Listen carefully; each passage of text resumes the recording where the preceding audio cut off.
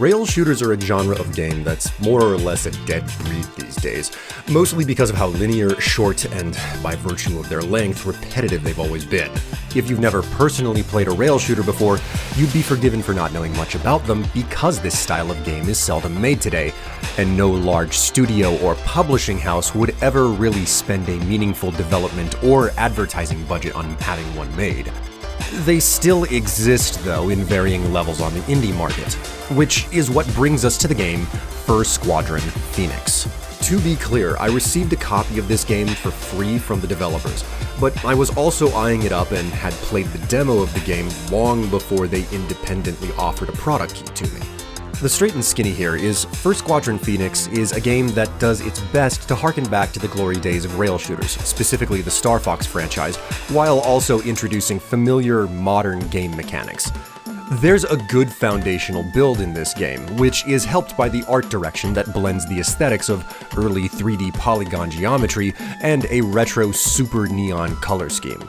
The game's levels are split between a combat simulator, which relies heavily on both of these forms of art direction, and what are supposed to be actual real-world missions, where the look and aesthetic are toned down a little bit. If you've never played an on-rail shooter before, the loop is pretty simple.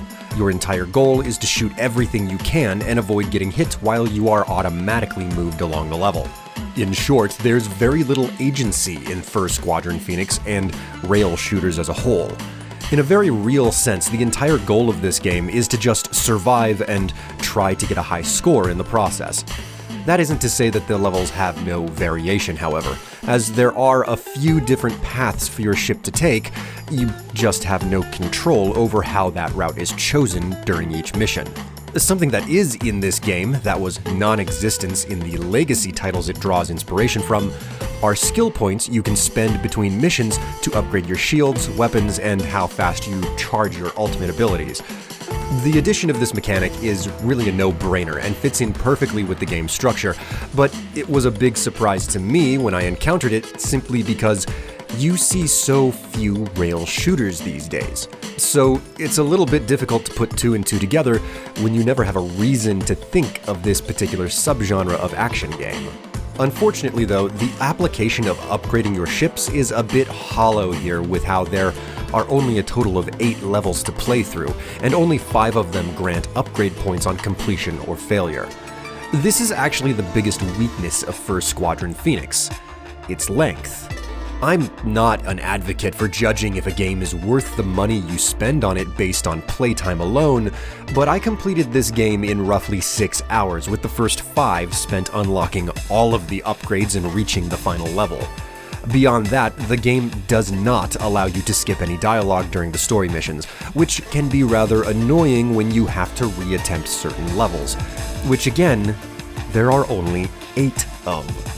Above all of this, though, I think my biggest hang-up with this game is its difficulty.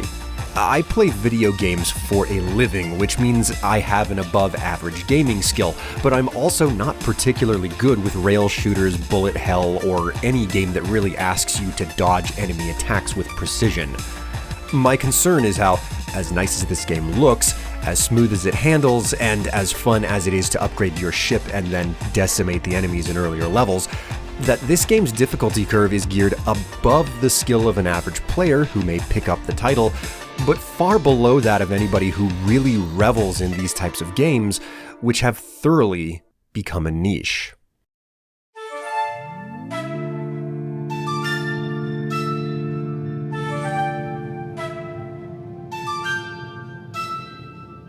Ultimately, I feel that First Squadron Phoenix is a perfectly fine game that just so happens to be on the short side and makes for a nice 15-minute distraction. Which is to say, playing it for extended periods reveals just how threadbare its overall offering is. I'm not trying to be overly critical of the game, but I am confused about who this title is directed at skill-wise and how little there is to play through.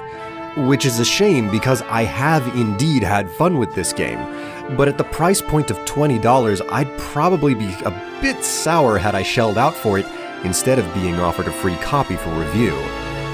The game is good, and there's clearly love in its design. There's just not a whole lot here.